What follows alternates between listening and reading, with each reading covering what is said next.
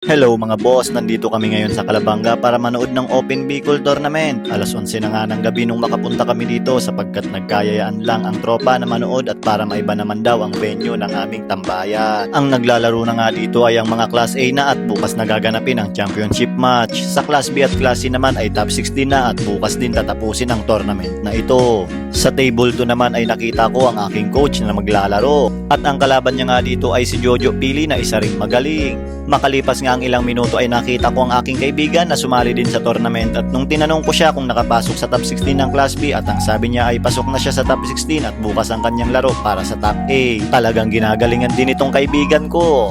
Eto na nga pala sa table 2 nagsimula na sila at grabe yung naging bakbakan nila, talagang dibdib sa dibdib ang labanan. Kakaunti nga lang pala ang mga Class A na sumali dito sa tournament kaya halos ang mga taga Camarines Sur lang ang naglalaro.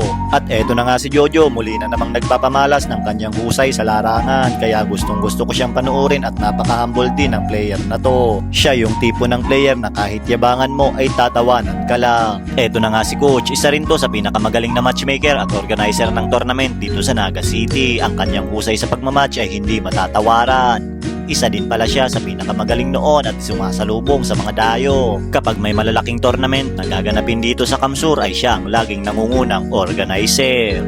At eto na nga, balik na nga tayo dito sa laro. Medyo mahirap ang tira kaya naisipan na i-placing ni coach. Pero talagang minamalas-malas, wala tayong magagawa dyan. Kastigo ka. Aray ko. Wala ka talagang magagawa kapag kinalaban ka ng bola. Eto na si Jojo, umaarangkada na sa panalo at pakiramdam ko parang siya ang magcha-champion sa tournament na ito. Dahil nakikita ko sa kanya ang determinasyon na mag-champion. Napaka-smooth talaga ng bitaw ni Jojo. Si Jojo din pala ay isa sa mga panlaban ng Pili Kamsur kapag may dumadayo. Talagang ang bawat bitaw niya ay sinisigurado niya na hindi sasablay. Sa table 1 naman ay naglalaro si Buboy Nabwa at Sadi Calabanga. Sa pagkakataon ngang ito ay puro na si Buboy Nabwa at hindi niya na pinalampas ang pagkakataon para may panalo ang laban at makapasok na sa top 8. Talagang sinigurado niya na rin na siya na ang mananalo dito sa laban na ito at wala nang iba. At eto na nga, isa na lang, ayun, todas, pasok na sa top 8 si Buboy Nabwa. Talagang napakagaling mo.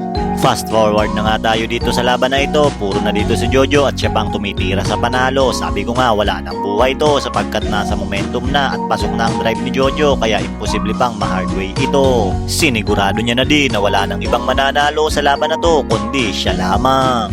At dito na nga tinapos ni Jojo ang laban sa score na 7-3. Wala talagang kabuhay-buhay. Tingnan nyo naman ang posisyon, kahit sino wala nang sablay.